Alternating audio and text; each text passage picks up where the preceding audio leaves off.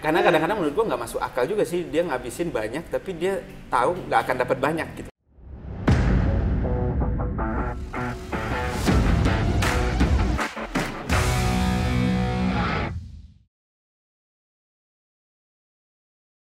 Kembali lagi di Politisi bersama dengan gue Kania dan Coki. Halo.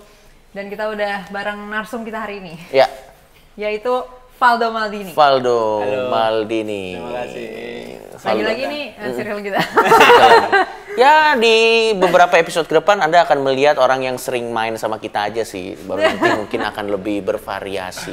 Terima kasih sudah meluangkan waktunya. Thank you, kita udah diundang, udah lama banget nih nggak ketemu. Nggak ketemu, iya betul. Karena memang kesibukan. Dalam satu frame ya? Dalam satu frame. Karena memang kesibukan Anda juga cukup sibuk kan. Iya, men-tackle komen-komen pindah partai.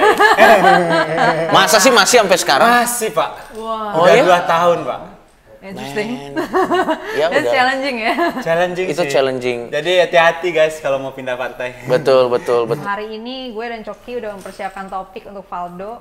Kita bakal bicara tentang parpol dapat duit dari mana. Betul. Karena pertama, tidak semua orang tahu. Ya, betul. Kedua, ya tidak semua orang tahu.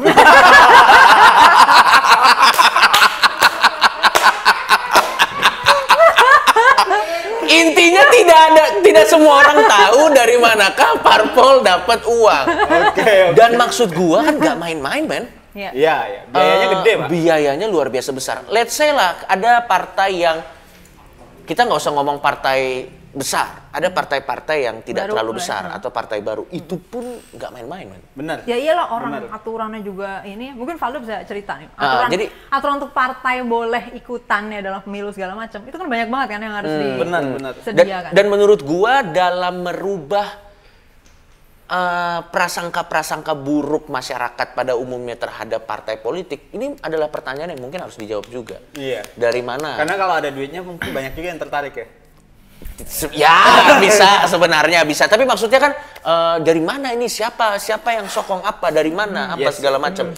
It will explain a lot. It will explain many things gitu. Iya. Jadi dari mana sebenarnya partai itu dapat duit? Karena saya tidak menemukan distro. Yang pasti bukan dari kredit bank sih, Bro. Karena SK partai nggak bisa lo gadai ke bank gitu. Kalau lo jadi ketua DPW kayak gua gitu, terus gua bawa ke bank nggak bisa. Oke. Oke. Nggak bisa. Jadi Pinjam. Jadi kolateralnya itu nggak berharga lah suratnya itu. oke. Jadi memang gini, gue kan memang pengurus partai dari bawah nih sekarang. Iya. Ya, jadi gue jadi ketua partai di Sumbar.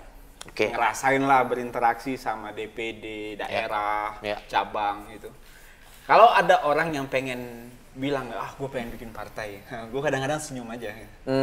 Karena itu berat banget sih. Bener-bener berat, bos. Maksud gue, mungkin orang anggap bikin partai itu gampang ya. Ya. Ya, oh iya tinggal kumpul-kumpulin orang, sewa sekretariat, terus tiba-tiba terus jadi partai, enggak gitu. Susah banget gitu. Dan Iya. maksud gue, dan itu costly kan. Lo Mungkin bayangin bisa aja. kasih gambaran dikit dulu. Apa aja yang harus disediain sih untuk Ya. bisa jadi suatu partai boleh beroperasi, boleh ikut Untuk pemilu? syarat-syaratnya aja menurut gue lo harus comply sama aturan yang dibikin KPU. Nah itu apa tuh? Kantor. Oke. Kantor berapa kantor? Harus ada di Kantor itu lo berapa bayangin cabang aja, atau- ada 570-an kabupaten kota ya nggak sih? Di Iya. Indonesia kan?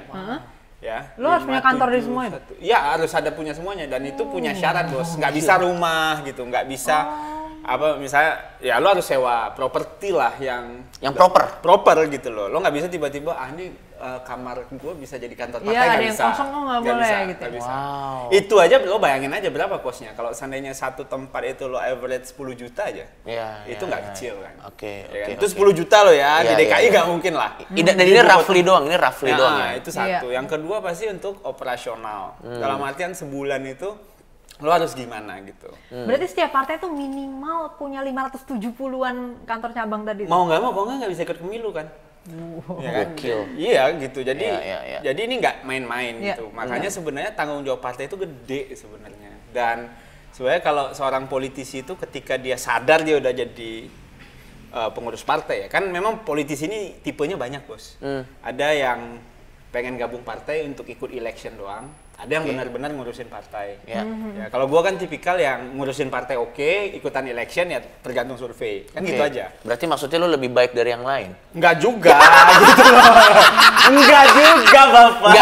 Enggak. Bercanda. Biar enggak terlalu ice breaking aja. Enggak, maksud gue kan banyak nih, misal teman-teman kepikiran gue pengen jadi kepala daerah. Ya forte-nya beda-beda ya. Tiba-tiba gabung partai, ya lu pikirin ada orang yang udah ngantri dari awal untuk ngurusin dokumen. Balik lagi ke tanggung jawab tadi yang besar tadi gitu. itu. Ya biasanya bisa dilego dengan ya udah gue bawa capital gitu. Nah, itu salah satu sumber pendanaan sebenarnya dari kader gitu loh. Jadi capital di sini maksudnya financial. Financial ya kayak udahlah gue bayarin kantor gitu tuh ada. Dan itu memang diatur ya setahu gue. Asal tidak berlebihan. Bahkan dalam campaign pun kalau nggak salah tuh per company itu 20 miliar atau 25 miliar kalau gua nggak salah ya maksimal ya. Oh, jadi ada batasannya. Ada batasnya gitu. Korporasi menyumbang. Personal juga boleh gitu loh. Jadi kalau lo lihat 5M gua nggak salah personal itu. Jadi kalau lo lihat di laporan keuangan kandidat itu tuh biasanya kebuka sih kan. Dan itu ada di KPU, Bang. Nah, masalahnya kita itu nggak mau ngelihat. Nah, kita kan nggak konsen. Kita tiba-tiba lalu pikir aja naruh baliho di Gatsu gitu. Itu tuh company bos yang bikin di situ, yang naruh di situ. Nggak mau ngeliat apa tadi dok maksudnya? Ya kita kan nggak mau, kadang-kadang pengen tahu itu di KPU itu berapa spendingnya, gitu. Ya kan? Kita tapi itu harus lo upload semuanya itu. Oh iya, itu aturan, jadi bos. Publik bisa lihat sebenarnya ya. Lo beli apa, lo belanja apa gitu. Benar. Publik bisa lihat report itu. Kita nggak tahu ya quality reportnya kayak apa. At least itu harus dilaporin. Kalau nggak itu bisa jadi masalah buat kandidat, buat partai politik. Bahkan ada 572 kabupaten kota itu. Untuk pileg kalau nggak salah itu ada 80 dapil kalau gue nggak salah. Itu aja kalau syarat-syarat lo nggak lengkap bisa jadi pas pemilihan tuh caleg lo nggak ada di situ. Oh wow. Gitu. Jadi secara administratif aja menurut gue bikin partai itu nggak gampang kan. Dan itu costly. Iya. Dan itu costly dalam artian ya gue ngerasain lah ya mencari seorang ketua cabang level kecamatan, nah itu tuh susahnya minta ampun. Siapa gitu? Apalagi di Indonesia kan kita di partai ini sorry to say ya income itu ya gimana gitu. Nah jujur dok, tapi pertanyaan yang kita bahas di sini itu sebenarnya juga sumber dari masalah kelangkaan orang masuk politik juga dok. Kadang-kadang terlalu banyak informasi yang nggak jelas ya. Maksudnya betul. Ini gimana sih mekanismenya? Kayak di bawah meja semua gitu ya. Iya, justru itu dok. Terus tadi berarti parpol dapat duitnya gimana tadi? Berarti apakah korporasi orang-orang bisa nyumbang lewat suatu platform? Bisa juga kayak partai gua PSI juga fundraising dana publik bisa gitu. Oke. Fundraisingnya lewat platform online platform aja. Ya ditaruh nomor rekening psi.id/dana itu bisa gitu. Oke. Ya, sudah ada yang ke arah sana, tapi memang exercise-nya perlu diperbanyak gitu. Karena memang gua kira ini problemnya kan ya. Bang Coki ya. Problemnya adalah ketika kita nggak mau open aja. Kita nggak mau terbuka, terus kita cuman ya udahlah kita tahu lu bawa duit berapa gitu loh. Jadinya orang yang dalam tanda kutip pengen nyiapin resource itu tuh nggak tahu gua harus bawa duit berapa ya. Gua pengen maju jadi caleg itu duit gua harus berapa ya? Gitu. Ya kalau seandainya lu treat ini kayak bisnis misal ya, let's say lu punya gaji 5 tahun. 5 tahun kali 12 bulan, sebulan gaji lu berapa? Ya kan? Minimal biaya kampanye lu tuh kan di bawah itu gitu. Misal DPR RI 60 kali 60, berarti kan 3,6 M. Ya, kalau lu campaign di atas 3,6 M gitu. Itu boncos. Kan boncos. Tapi kan ada yang bilang, "Oh, ini pengabdian." Oke, ini pengabdian gitu loh. Tapi kan untuk orang yang terukur gitu, kayak kita nih ya, punya misal ada batasan. Gua nabung lah ya, gua nabung bukan mungkin. Unlimited. Iya, kita nggak punya pohon duit kan gitu. Nah, jadinya menurut gua ketika financial fair play ya, gue selalu bilang mending kita ikutan financial fair play aja gitu kalau ngomongin pendanaan partai. Gimana tuh maksudnya? Menurut gue dibatasin aja limitnya kan. Jadi misalnya kita hitung aja. Ke semuanya ketika ya kita kan tahu ya budget minimum untuk jadi seorang anggota DPRD. Budget minimum untuk jadi anggota DPR. Budget minimum untuk jadi bupati. Ini dihitung dari tren selama ini gitu ya? Bisa lewat tren, bisa lewat berapa gaji maksimal dia. Lebih dari itu lo di-disqualified gitu loh. Kayak AC Milan, klub kesayangan gua yang nggak lolos Liga Champion itu gara-gara duitnya kebanyakan, Pak. Jadi lo nggak boleh tarung nih gitu loh. kan yang bikin masalah itu orang yang mohon maaf duitnya kebanyakan ngelawan orang-orang yang duitnya pas-pasan. Iya. Yang kebanyakan ini orang kaya, Pak. Balihonya segede gajah. Betul. Ya, yang kayak gua, balihonya kartu nama gitu kan, kecil-kecil gitu loh. Nah, jadi kalau ada financial fair play di situ, gue sih terserah ya. Orang ada ngeributin dana parpol. Sekarang dananya cuma 1.000 kok nggak salah. Hitungan KPK sama LIPI seingat gue 16.000. Itu kan baru 16 per suara yang lo dapetin kemarin.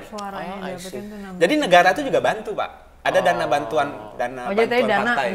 bisa ditarik dari publik, private, bisa dari private corporation, bisa dari kandidatnya sendiri. Bisa dari kandidatnya sendiri dan ada dari negara juga ya. Ya negara juga ngasih dana bantuan. Tapi itu hanya untuk partai yang udah masuk parlemen atau yang ikut election kemarin kayaknya dapat semua deh.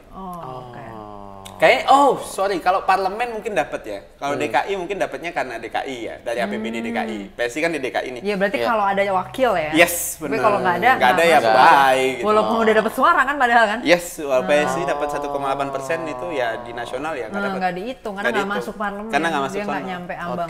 Tapi di DKI dapat. Iya, karena masuk ya di DPR. Tapi lo bayangin aja, menurut gue sih nggak cukup sih. Lo bayangin aja ya. Ketika PSI berhasil fundraising sebulan itu 700 jutaan. Oh ya? Kalau gua nggak salah. Oke. Itu nggak cukup, Pak. Gua pastikan nggak cukup. Jangan DKI. Di daerah aja belum tentu cukup. Bikin event berapa? Ya kan? Transport warga, ini, itu. Nah, disitulah ada kesempatan kocek pribadi yang mengontrol pencalonan, yang mengontrol kebijakan. Jadi ketika ada ruang di mana keterbatasan untuk pendanaan ini masih ada, aturan mainnya masih nggak jelas, datanglah orang-orang yang punya resource berlebih untuk ngubah aturan main, ngubah pencalonan. Karena dia yang punya resource gitu. Kan lu lihat sering orang tiba-tiba coming from behind jadi calon kandidat, padahal dia bukan partai itu, Pak. Sorry, berarti sebenarnya aturan mengenai pendanaan ini pun, gua rasa untuk sumber dananya sudah. Tapi aturan main di sininya belum. Clear. Aturan main untuk sumber dana tadi cuman apa aja tadi? Ini ya, bantuan dari perusahaan ada. Sumbangan personal itu udah ada. Itu udah diatur. Ya, kalau negara yang tadi tuh. Ada batasan maksimum tadi. Maksimal tadi per tuh pihak 20 ya. 25 itu per orang. Per company. Oh, per company. Kalau perorangan? 5. Oh, maksimal 5 miliar. 5 miliar gitu. Jadi ya 5 miliar di DKI susah lah. Sewa baliho berapa, Pak? Iya. Kan? Kalau yang platform sumbangan gitu, setiap kandidat partai bisa bikin sendiri nggak sih? Misalnya kayak gue atas nama Valdo Maldini. Tapi gue pengen cerita nih terkait fundraising dana parpol ya. Dari Grace nih ya. Grace bilang ketika ada pengusaha yang mau nyumbang ke parpol, nggak berani open juga, Pak. Karena? Ya karena itu bahaya juga buat dia kan. Wah, deket sama partai X nih. Nggak ada pengurangan pajak. Beda sama CSR treatmentnya kan. CSR kan adalah treatment pengurangan pajak. Misalnya ya, lu pengusaha. Lu tahu gua partainya apa. Terus lu nyumbang ke gua. Lu ketemu pengusaha yang chip in di partai lain gimana? Pasti nggak usah main sama Coki, dia deket sama Valdo. Gitu loh. Masih kayak gini levelnya. Gitu loh, Bos. Iya, jadi walaupun kita nggak ada bisnis, Bang, nggak ada bisnis sama lu loh kan. Lu cuma udahlah gua sesama orang-orang sedih hidup nih, gua nyumbang ke Valdo nih caleg kere misalnya kan. Nah, tapi ya gitu, Bos, gitu loh. Jadi menurut gua itu yang bikin orang-orang dengan resource yang tidak terbatas itu bisa ngontrol permainan. Nah, menurut gua lagi kalau mau dikontrol dibatasin aja. Di limit, Pak. Apanya tuh yang di limit? Tadi kan udah ada spendingnya. Spending. Spendingnya. Terlepas gitu. dari spendingnya belum di limit. Belum di limit, baru di report. Gitu. Jadi terlepas dari dia punya berapa di rekening, spendingnya kalau lebih belum di limit. Misalnya nih, lu nyumbang 25. Iya. Lu nyumbang 25, dari gua udah punya 50. Lu punya terus tapi nggak dikontrol berapa boleh habisnya gitu. Ide gua tuh dikontrol aja habisnya berapa, Bang. Karena kalau misalnya gitu kan ya gede-gedean aja terus. Betul. Iya. Betul, udah, betul. lo bener 1 T, gue bisa 5 T, gue bisa 1000 T. Betul, Ini betul. udah ngalang-ngalain APBN negaranya. Dan lucunya nanti biaya kampanye lebih gede dari APBN kan gila banget Bang, maksud gua. Iya, karena kadang-kadang menurut gua nggak masuk akal juga sih dia ngabisin banyak tapi dia tahu nggak akan dapat banyak gitu. Oke, ini pengabdian, yes. Iya. Tapi kan chance untuk lo melakukan tindakan yang moral hazard ya dari situ. Betul. Ini dugaan gua ya. Iya. Dugaan Dan gua ya. dan kita tidak boleh ya tutup mata juga gitu loh. Berapa persen pun kemungkinannya itu kemungkinan Tetap ada gitu loh. Iya, tetap ada. Potensi moral hazardnya di situ. Karena lo bayangin ya. Ya lo sering lah lihat calon kepala daerah. Lo bisa cek lah di Google. Saya siapin 70 miliar untuk taruh menjadi calon gubernur. Oh, karena corona, gue naikin 10 miliar lagi, 80 miliar. Ngeri. Iya kan? Ngeri, ya. Lo bayangin gaji gubernur berapa, Bos? Ya kan? Gimana tuh? Iya. Emang nutup sih. Iya, 80 miliar ya? Anehnya lagi nih kan ya, Pak Joki ya. Ini orang ya, pejabat negara kita ini dikasih tanggung jawab megang uang triliunan. Oke. Bupati itu 2 triliun, 1 triliun gajinya. Lebih gede gaji CEO, Bos. Betul. Gitu loh. Nah, itu juga problem lain tuh gue kira untuk sistem kita ini. Lo bayangin aja, dia jadi pengusaha, dia bisa beli mobil sembarangan gitu. Iya. Tiba-tiba jadi bupati, dia ganti Betul. mobil, orang ribut gitu. Betul. Iya kan? Ya contoh nih, ada orang dulu sebelumnya sempat jadi CEO di perusahaan TV bagus, Ya. gajinya hampir se-M. Ya. Jadi menteri gajinya 60, Pak. Iya. Pusing lah itu, berapa rasio penurunannya itu. Betul. Ya kan? Dan dia disuruh megang duit triliunan. Betul. Jadi kadang-kadang gue kesel juga gitu. Kita itu politisi itu, pejabat publik tuh disuruh tanggung jawabnya gede. Tapi hidupnya dipersulit gitu loh. Jadi gimana dia maksimal gitu loh. Iya. Mungkin karena kalau itu ya trust yang udah susah juga ya. Maksudnya karena dari yang sebelum-sebelumnya kayak udah bolak-balik betrayed kali ya orang rasanya. Jadi Mungkin itu penghukuman juga ya. Jadi Akumulasi susah. sih, itu mungkin lebih ke arah akumulasi kekecewaan yang sudah Tapi yang tertumpuk. bikin kebijakan ini kan mereka, Bos. Kebijakan berapa gajinya, berapa ininya gitu. Iya. Padahal itu mereka sendiri. Mereka juga nggak Iya, rakyat tapi kan gitu loh. mungkin rakyat yang protes juga ya nggak sih kalau misalnya mereka naik. Rakyat kayaknya seneng gitu pejabat gajinya kecil gitu loh. Betul. Iya emang makanya justru itu kan. Betul. Padahal tanggung jawabnya gede. Oke. Nah itu Oke. justru itu karena dia ngerasa tanggung jawabnya itu nggak dikerjakan Oke, selama ini. gue pengen ya. Mungkin itu kan yang dirasakan. Salah satu yang dirasakan masyarakat. Gue mau masuk ke pembahasan yang mungkin agak sedikit kontroversial. Yes. Dan tapi kan ini diskusi ya, kita diskusi aja. Oh iya, Kita iya, diskusi iya. aja. Bebas Cok. Valdo ini ditanya. Bagaimana pendapat lo dengan sebuah teori atau sebuah solusi yang mengatakan bahwa dengan gaji yang layak akan mengurangi atau akan bahkan meningkatkan performa dan mengurangi kemungkinan untuk korupsi? Gue jujur setuju sih.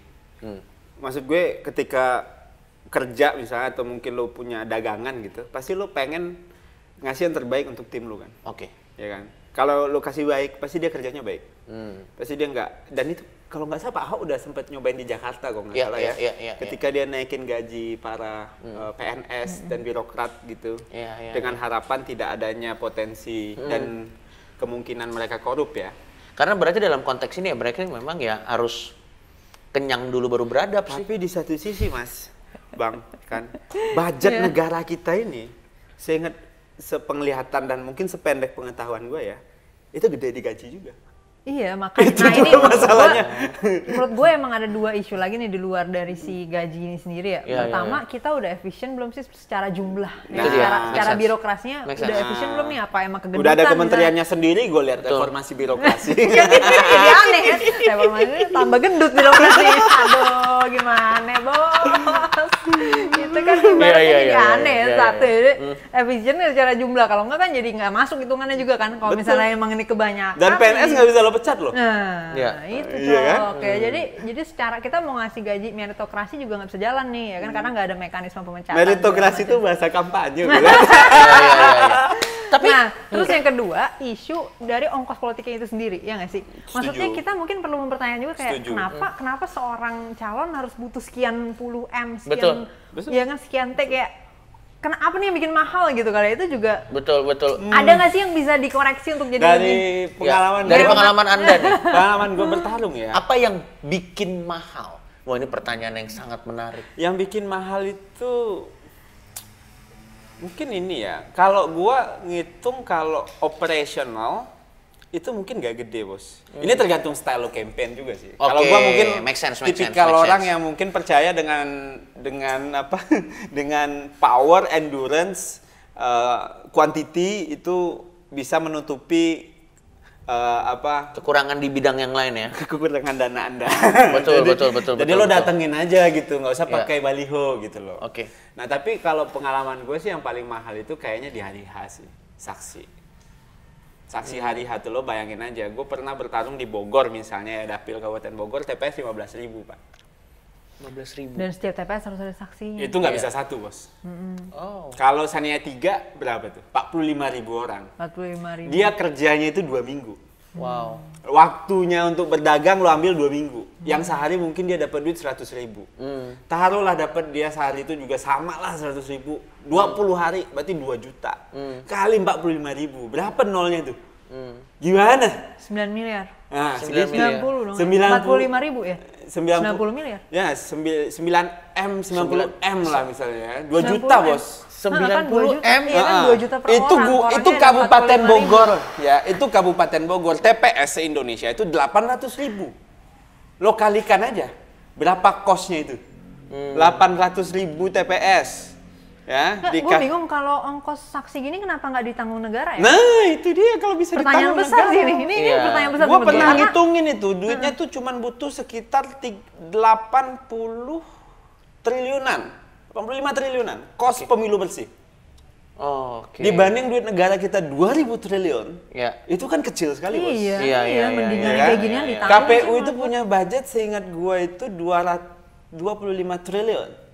Ya, itu untuk operation aja. Tapi kalau ditambah itu enak. By the way, kenapa tadi saksinya butuh untuk 2 minggu ya? Ya karena kan dihitung dari TPS. Habis itu dibawa ke kecamatan. Oh, dia masih data dibawa lagi ke kabupaten. Ini mungkin karena kalau tidak suara Anda berubah. Dan itu makanya namanya saksi. Undang-undangnya begitu. Dan itu makanya namanya saksi. Dan undang-undangnya begitu. Dan undang-undangnya begitu. Nah, kalau seandainya ada teknologi yang mau mendistrap ini, mantap. Ya, tapi sepertinya teknologinya akan dihancurin para saksi tadi. Karena ini banyak, Bos. Kenapa sumber duit saya hilang gitu dengan apps apa ini? Tidak. Iya. Oh, gitu ya. Wah, gila banget sih sekarang gua. Nah, ini jadi pertanyaan lain lagi nih. Banyak, Bos. Is it business? Hah? Apakah kalau ngelihat bagaimana? Kalau gua ya, Bos ya. Gua pengen bilang politik ini industri aja lah. Jadi kalau industri itu kan kalau saya perspektif lo dia mengolah bahan baku, itu satu hal. Ya. Tapi kan industri itu juga ngasih nilai tambah. Jadi kita open-openan aja di politik ini gitu loh. Oh iya, gua media, gua berpihak ke siapa? Oh, gue konsultan, gue di siapa? Fair. Gue adalah supporter kandidat yang mana. Dan ya emang itu demokrasi lah. Ya menurut gue mending begitu, Pak, daripada kucing-kucingan. Betul. Jadi di sisi industri ada duit 2.000 triliun untuk setahun, 5 tahun 10.000 triliun, ya kan? Untuk ngurusin 270 juta orang Indonesia. In 5 years, ya kan? Dari 10.000 triliun, ya. Nah, untuk dapat 10.000 triliun itu, ya udah lu ukur aja gimana caranya. Oke, gua grup bisnis ini, gua ikut di sini. Media gua di sini. Oke, total capital kita segini. Kita bertarung, gitu loh. Ah, gitu. Kok sekarang kan kucing-kucingan. Ting banyak, Pak. Iya. Jadi kalau ini dibawa semua, Bos, gua yakin ya, best talent berani masuk. Karena di situ strategi baru bisa ketemu. Tapi setidaknya ya menurut gue fair juga kalau ini di-treat sebagai industri, tapi tentunya yang menghasilkan bahan baku yang tadi lu bilang tadi ya. Jadi ada nilai tambahnya kan. Oke, kita akan rebutan 10.000 triliun untuk 5 tahun. Berapa ini kita? Investment kita. Kan enak kok kayak gitu bertarung kan? Oh jelas, blok ini. Enaknya lagi masing-masing dibatasin. Pokoknya lebih dari 100 triliun. Ya kan? Itu yang tadi ya, nggak boleh. Ada maksimal. Harus dibatasin. Nah di situ kalau udah ada batas, ada duitnya jelas, bro, strategi jadi berguna. Dan itu dia. Dan menurut gua ya, disitulah akhirnya masyarakat menjadi menarik melihat pertarungan politik. Karena apa ya namanya, betul, strategi setiap partai, kreativitas setiap calon-calon yang akan teruji di situ. Betul. Karena memang semua punya budget yang sama dan strateginya beda. Kalau sekarang kan, lu dukung Perda Syariah, dukung gitu. Lu dukung juga gitu. Lu dukung. Ada PSI 1 enggak, habis gitu. Betul. Berbeda pun jadi sulit gitu loh. Dengan skema begini. Betul. Jadi menurut gue ya memang ini sebuah apa ya? Menurut gue ini Komisi 2 harus pikirin lah. Ya kan, di situ kan DPR ya. Nah iya, masalahnya di situ juga sih, Dok. Tadi gue juga baru aja pengen komen, kan lo bilang bagusnya. Gue dengar triliunan mau minum dulu dah. Gede bro, 10 triliun 5 tahun bro. Iya. Tadi kan dikoreksi tuh, Dok. Lo pengennya ada yang dikoreksi nih aturannya, kalau bisa ada batasan maksimum kan. Ini kalau nggak salah di US berlaku nih kayak gini ya. Ada batasan maksimum spending kan, untuk spendingnya gitu. Ada maksimumnya. Nah ini kan aturan yang bikin parlemen itu sendiri ya. Dan parlemen itu kan isinya orang partai itu sendiri. Elected people. Jadi kayak gimana sih lo kayak muter doang sendiri gitu. Jadi kayak ya kalau ini merugikan gue ngapain gue koreksi gitu loh, kayak gitu loh maksudnya. Ada cerita katanya ketika Pak Ahok waktu itu bilang baliho ini biar KPU aja. Ya. Kalau nggak salah dia Komisi 2 waktu itu. Oke. Pak Basuki waktu itu ngomong. Jadi bisa dibatasin ya per kandidat gue kasih nih. Dan kayaknya waktu itu gue ngeliat videonya bos. Itu kayak dia kayak orang aneh sendirian gitu. Ngerti gak lo? Kayak ini aneh banget orang gitu loh. Gitu loh. Lo cek aja videonya, dia bilang ini nanti aktivis itu balihonya kecil gitu, yang kaya segede gajah gitu loh. Itu baru baliho bos. Ya kan? Itu kayak orang aneh gitu, dia teriak-teriak begini. Tapi sebenarnya dan itu berlaku sampai hari ini. Thanks for him ya. Iya. Tapi sebenarnya dengan cara jadi di Jakarta berlaku itu ya? Di seluruh Indonesia kan KPU yang bikin. Jadinya baliho di. Tapi kandidat tetap nyetak sendiri lah. Boleh, nggak ada batasan. Selagi belum dicopot dengan spending yang tidak ada limitnya tadi. Iya.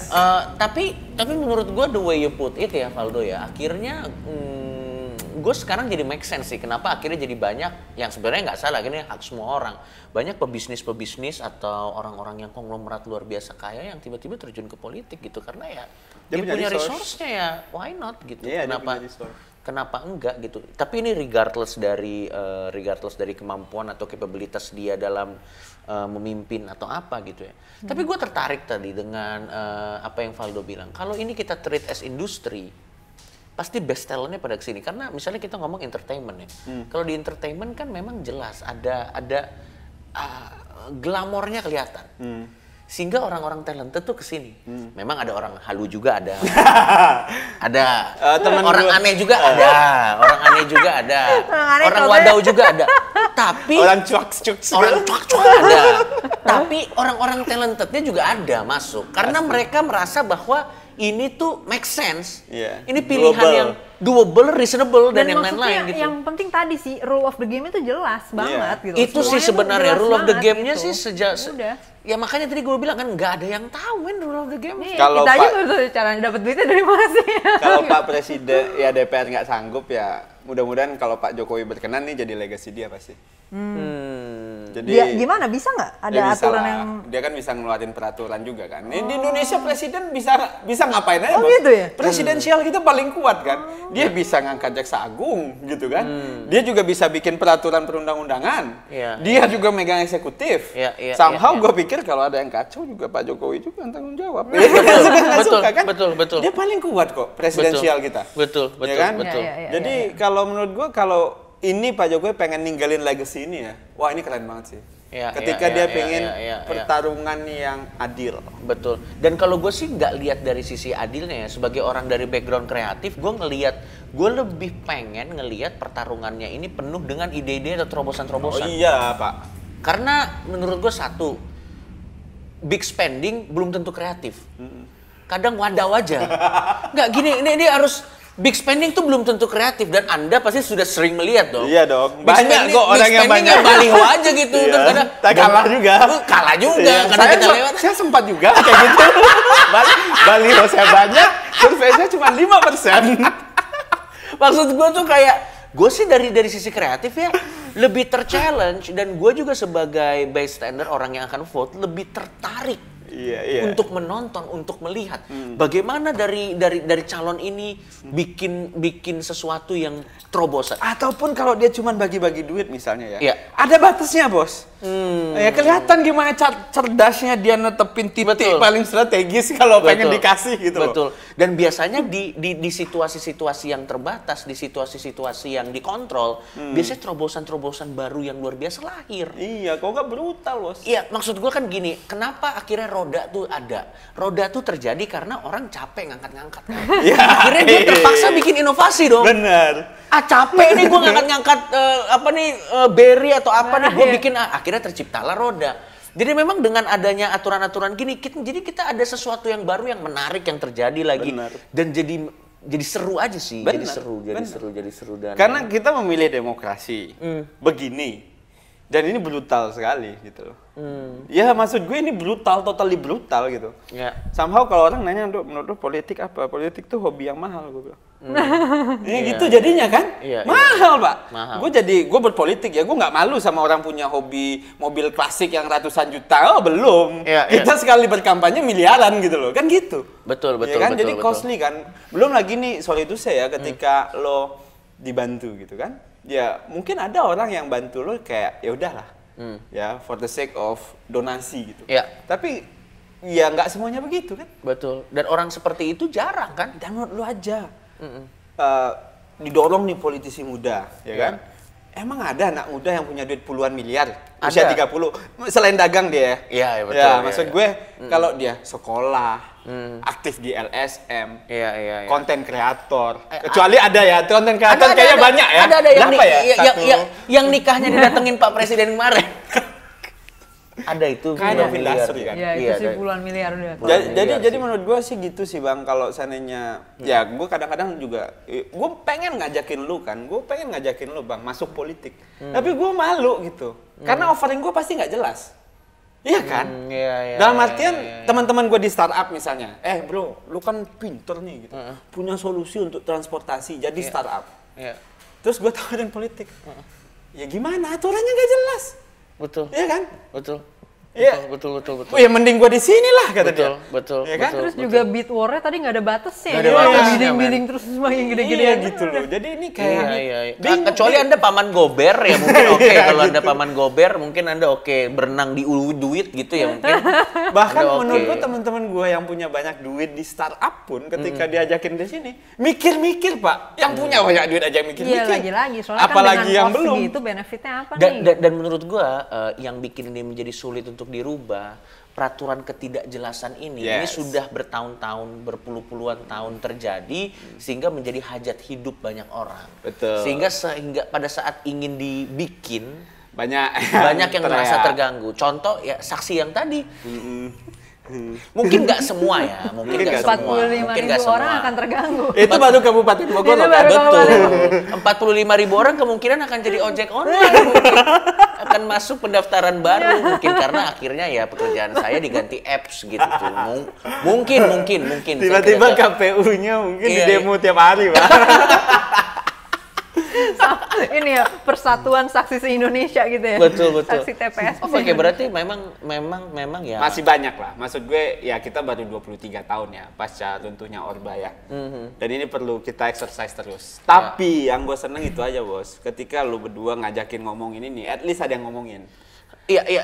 Kita nggak tahu ya video ini bakal kejadian misalnya apa yang kita omongin ini di masa depan ya. Betul. Tapi kan gue kira minimal ada yang ngomongin, Bos. Dan sebenarnya semangat dari acara ini Valdo adalah gini, kita tidak sugarcoating apa yang terjadi di dunia politik. Oh iya dong. Biar setiap orang lihat it is what it is. Dan maksud gue kalau orang lihat apa yang terjadi it is what it is, setidaknya nanti pada saat dia masuk sini masuk dengan pertimbangan.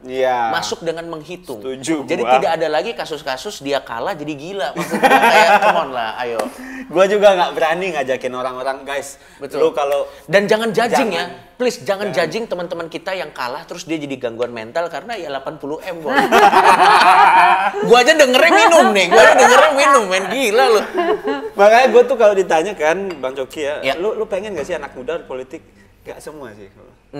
Karena aturan mainnya belum fair. Belum enak. Oke. Gitu. Kalau udah enak nanti nggak masuk lu kurang ajar sih menurut gua. Kapan enaknya? Kita bertarung sama waktu. Oke. Kalau lo tanya juga kapan, nah lo tanyanya sama waktu. Betul. Iya kan? Dan sayangnya waktu sulit menjawabnya memang. Kecuali Pak Presiden mau beresin ini. Betul. Tolonglah Pak Presiden, kasih legacy Betul. satu nih. Betul. Biar banyak teman-teman saya di company. Karena kadang yang jadi sulit adalah pada saat teman-teman yang udah terjun bilang, "Ayo anak muda. Aduh. Terjunlah kemari." Agak gatel tuh telinga gue dengar itu tuh. Ayo anak muda, terjunlah kemari. Jangan bawa mereka ke sini, gue bilang. Terus anak muda ya, lu aja berlumpur. Lu aja kalah ngajakin gua lu kan. Tapi lebih enak kalau ayo anak muda marilah ke sini. Ya selain panggilan dan yang lain-lain tentunya kan harus ada hal-hal reasonable juga. Iya dong, ini hidup, Pak. Hidup. Iya, dia punya anak, punya bini, punya KPR misalnya kan. Betul. Karena setahu gue ya kalau kita ke supermarket atau ke apa gitu, terus kita nggak punya duit, kita nggak bisa mengumbar. Kita nggak bisa mengumbar.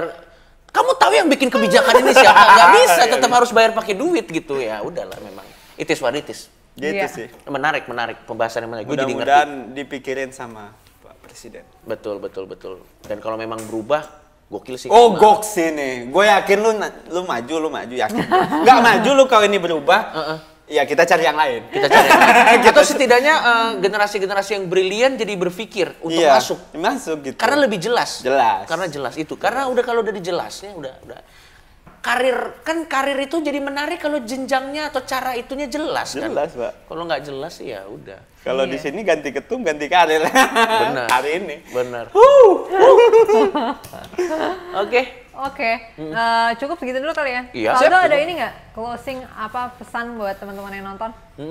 Iya, kalau menurut gue sih financial fair play sih.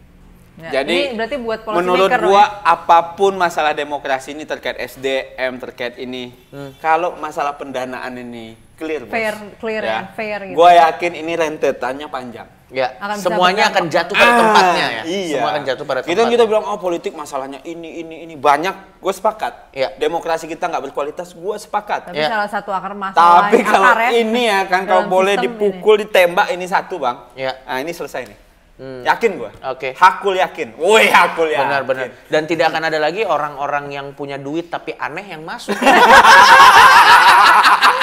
Oke, sampai ketemu nih episode politisi berikutnya.